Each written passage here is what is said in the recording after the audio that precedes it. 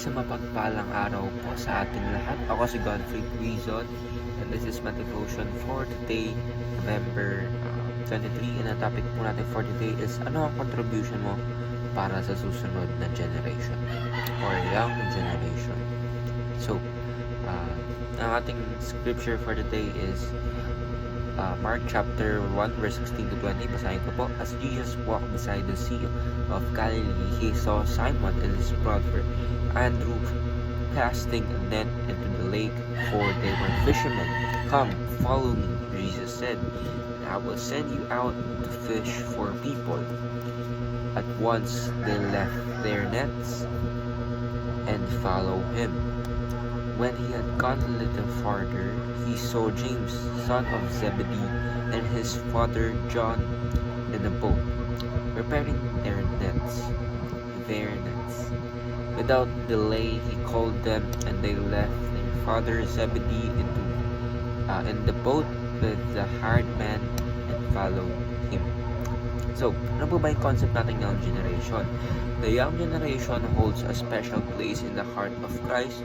Through Scripture, God repeatedly raises young people to fulfill His purpose and transform nations. Jesus welcomed children, empowered young disciples, and entrusted His mission to those willing to follow early. A generation shaped by Christ becomes a powerful force for His kingdom. Investing in the young is not optional, it is a divine strategy for lasting transformation and multi-generational impact. So, ang ating teachings for today is Christ invested in the youth for global mission. Christ's approach is generational transformation, and Christ's strategy is generational discipleship. So, just po lahat ng paborito. So, ang ating topic ngayon na young generation, it means na ang ating Panginoong Jesucristo ay ini-invest tayong mga bata or kung sino man nakakita sa atin na kung saan sa video na to, diba, ako ay 20 years old, although hindi mo ka 20 years old, pero ang ating Panginoon,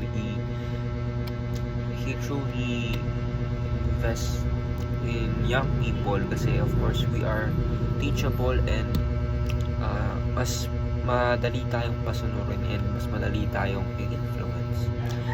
Although marami rin mga bata na na-influence ng mali, pero ang ating Panginoon, diba, He chooses to influence us in an early age para po tayo ay makorek agad at tayo ay magkaroon pa ng big impact o bigger impact sa ating mga community.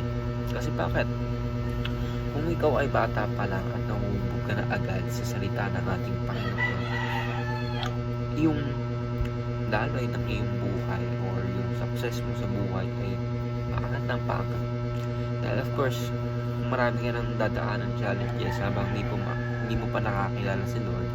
Eh kung paano kung sa start pa lang kilala mo na agad si Lord, eh di mas mataas na agad yung iaangat mo or mas mataas na agad yung success mo and mas mataas na agad yung reach or yung impact mo sa ating community. Diba? Kasi nga ang ating mission for this world is